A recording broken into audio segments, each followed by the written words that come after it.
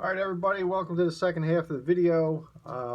Real excited to talk to you about Duke Esper. Originally, his name was Charles Esbacher, which actually came from Aschbacher, spelled Aspacher. And there was something I read about Duke that they didn't know why he changed his name.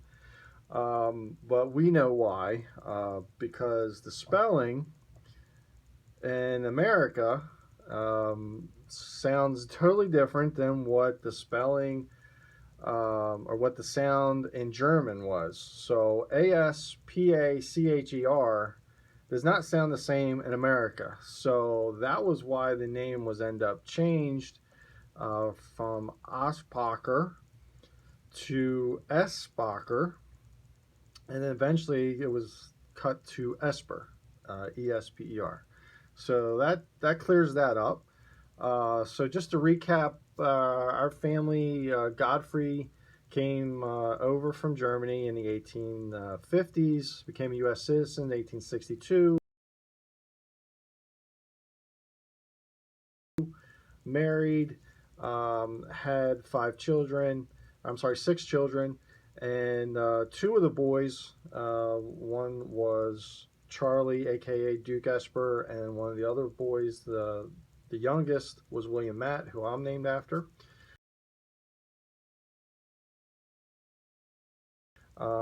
But we're just going to focus on Duke and his baseball career.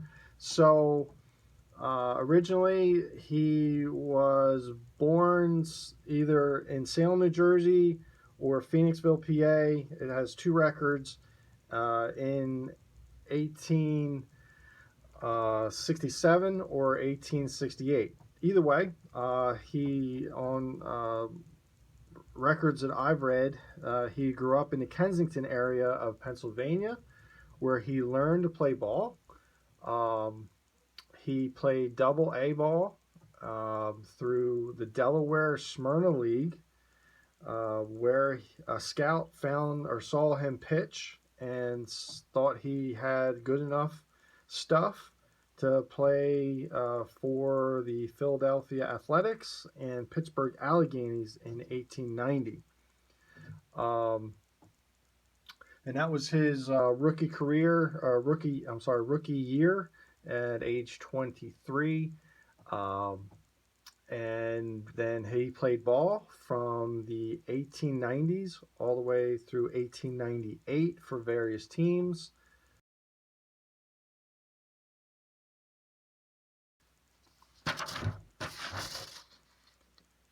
And this was his major league career. His career lasted 9 years. He had a pitching winning percentage over 500. He won 101 games, lost 100, so he pitched over 200 games, 236 games anyway. Innings pitched, 1,727, lifetime ERA, 4.39.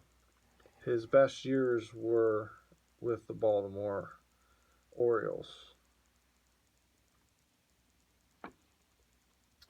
So the picture behind you just shows the Baltimore Orioles team in 94, 95, and 96. And that's Duke Esper right there with the Raleigh finger mustache. So his best years, again, were 94, 95, and 96. But in 1892, when he played for the Phillies, he had a very good year. They almost won the pennant, and he had 20 wins and 15 losses. And they traded him, even though he had a really good year. They traded him to the Washington Nationals in 1893. So in 1893, he went 12 and 28. 12 and 28. which, believe it or not, he still was one of the best players on the Washington team and went on to play in the 1893 National League All-Stars. He was chosen to be on the All-Star team for the National League. And there he played with numerous Hall of Famers and with Cy Young.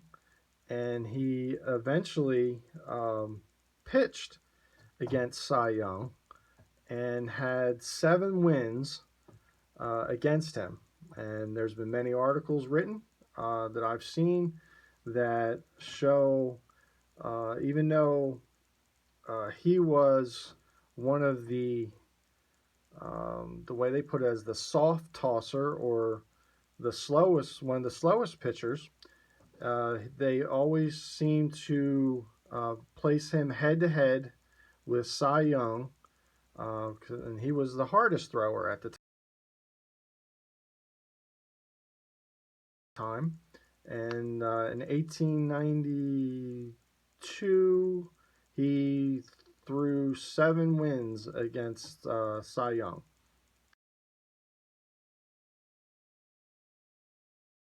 which is pretty awesome, considering that all pitchers are measured against Cy Young, which is pretty amazing. And his career record against the Hall of Famer was 7-7.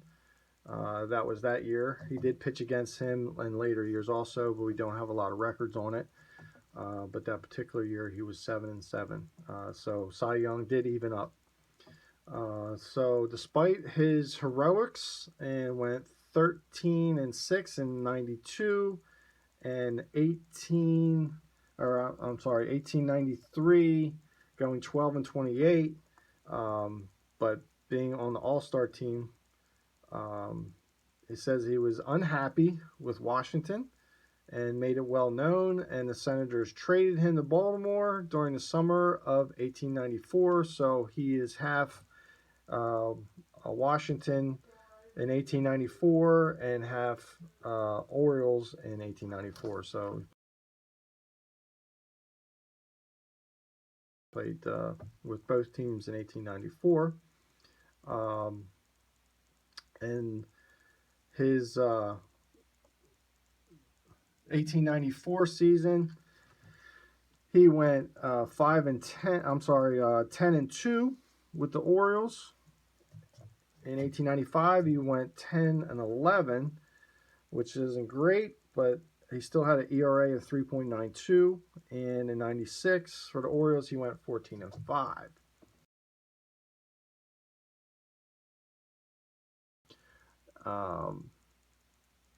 Some of the highlights of his career, one being that he was the first pitcher ever to throw a 3-pitch inning, which is pretty cool that he's in the record books for that.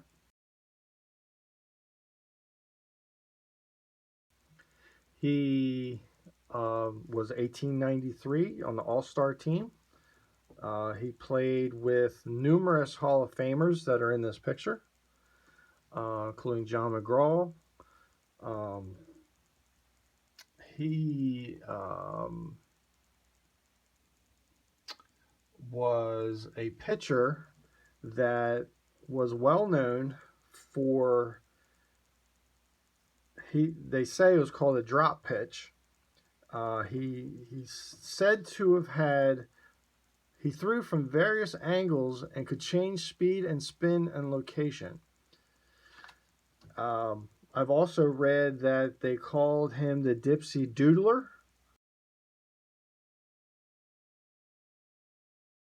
which is kind of strange because it also says when he won games, he was a puzzle and he bewildered the hitters. And they said his best pitch was a drop pitch and a changeup. So I'm just doing a lot of research and finding out that there are other pitchers out there through the years who had similar pitches, and they also called them dipsy doodlers. One of them being Phil Necro, which was the knuckleball king, one of the greatest knuckleball throwers. Um, and I'm going to go on record. I'm going to say that they still don't know who invented the knuckleball, because everyone had said that they may have learned it from somewhere as earliest as the early 1900s. I'm just throwing it out there that it's a possibility that our guy Duke may have been one of the first knuckleballers out there, because they didn't say it was a curveball. They didn't say it was a sinker. They call it a drop pitch. And then the changeup in the same sentence, which I would have thought a changeup would be a drop pitch, but they also say, it says that he was best pitch was a drop pitch and a changeup. His game was on, he was unhittable, and when his game was off, he was like a teenager at a Sunday picnic. The way he threw the ball was such a soft tosser. So I'm just going to throw it out there that he, with given the records that I've read,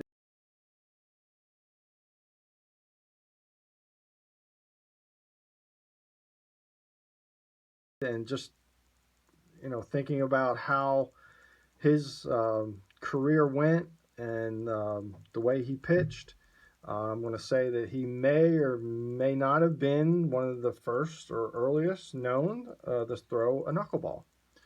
So anyway, so after the Orioles, he Duke pitched for Baltimore in 94, 95, 96. His combined was 24-17, winning 2 or more pennants.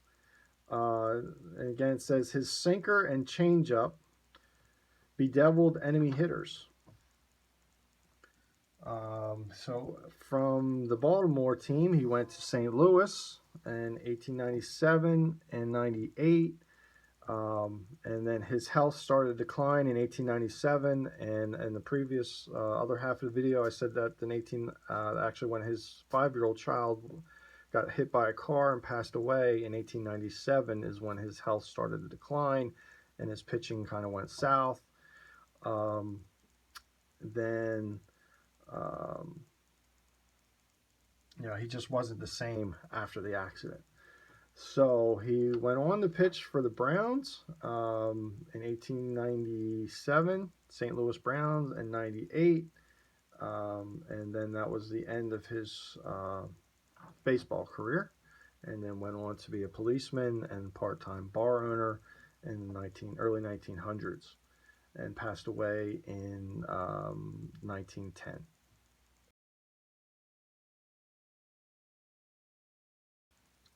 So that's a little bit of the history of Duke Esper.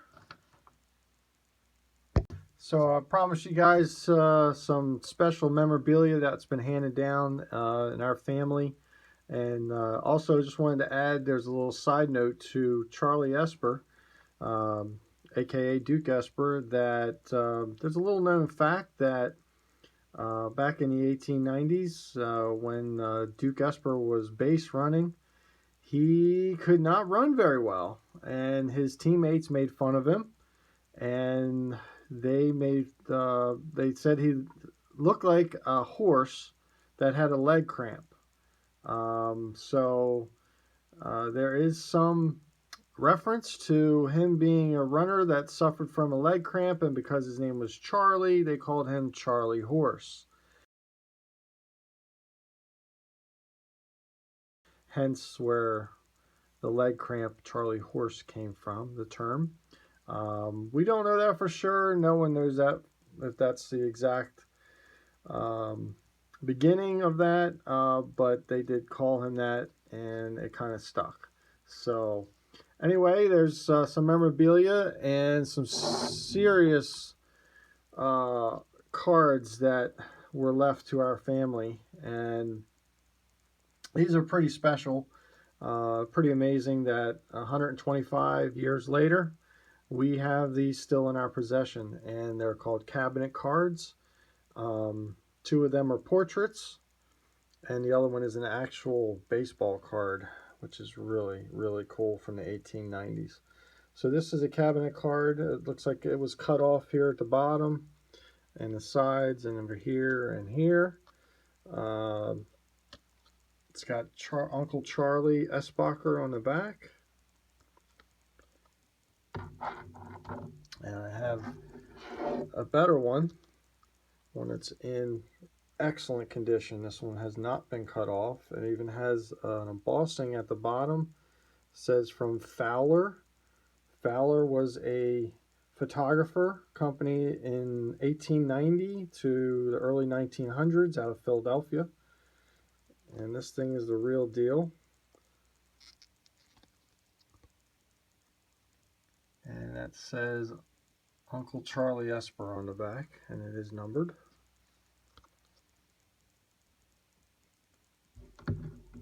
And this is the Holy Grail. This card is an actual baseball card. Now it is cut off at the bottom. There are two other cards like this known. They are in a private collection, and this is the only other one known for the team of the Baltimore Orioles that was made. There was one for auction that came up at Heritage Auctions. It's from Perkins.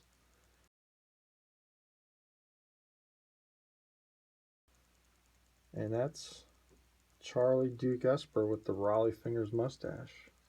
The original Raleigh Fingers mustache. So that's 311 East Baltimore Street.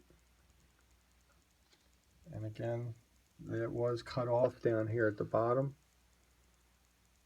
That is the real deal.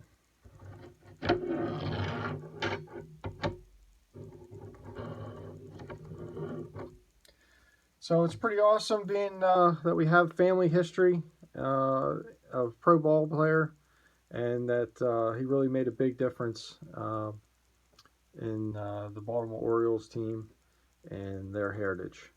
Thanks for listening, guys. Thanks for watching the video. If you like it, please like and subscribe. Great, thanks.